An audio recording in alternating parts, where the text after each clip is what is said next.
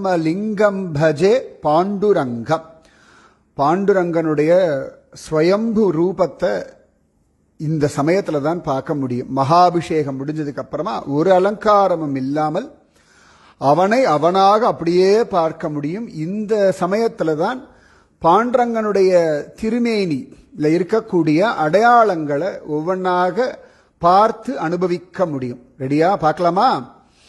அழகா பாண்டுரங்கனுடைய திருமேனி, முக்கியமா புண்டலீகன் போட்ட செங்கல் இதுதான். பாண்டுரங்கன் வந்தவுடனே அவன் புண்டலீகன் போட்ட செங்கல் இதுதான்.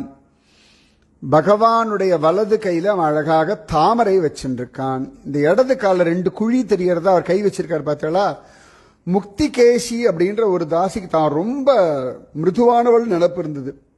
அப்ப அவ தன் விரலால் அழுத்தினோன்னு அந்த 2 விரல் அழுத்தம் அப்படியே பள்ளமா பகவானுடைய திருமேனியில உட்கார்ந்துடுத்து.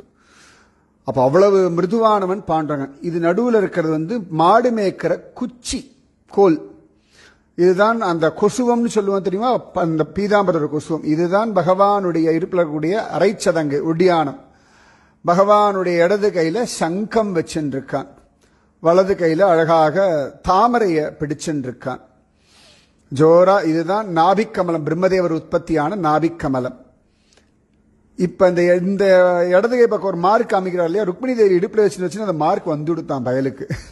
பொண்டாடி எப்படி தூக்கி வச்சுக்கணும். இதுதான் பகவானுடைய கௌஸ்துபமணி. இதுதான் பிருகு மகரிஷி உதச்ச அந்த அடையாளம், ஸ்ரீவத்சம் என்னும் மறு. இதுதான் சரியா?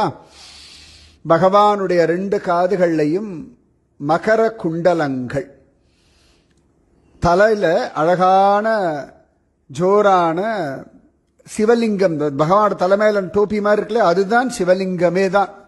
அதனாலதான் பரபிரம்ம லிங்கம் பஜே பாண்டுரங்கம், ஹரிஹரஸ்வரூபனான பாண்டுரங்கன் அப்படின்ற அர்த்தத்திலே தான் இந்த தலையில லிங்கம் போன்ற ரூபம். இதுதான் பாண்டுரங்கனுடைய திருமேனி ரகசியங்கள். எப்பேற்பட்ட திருமேனி பார்த்தீங்களா? ஜோராக ஆனந்தமாக அனுபவிக்க வேண்டிய திருமேனி இந்த திருமேனி தான்.